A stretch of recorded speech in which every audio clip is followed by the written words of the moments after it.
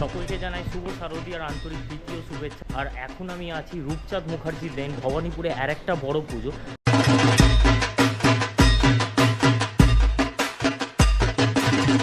এই ভবানীপুরের রূপচাঁদ মুখার্জি লেনের এবারের থিম বাংলার অক্সফোর্ড। এই মণ্ডপের মধ্যে প্রবেশ করে তোমরা দেখতে পাবে শ্রীকৃষ্ণের বিভিন্ন রূপ তুলে ধরা হয়েছে।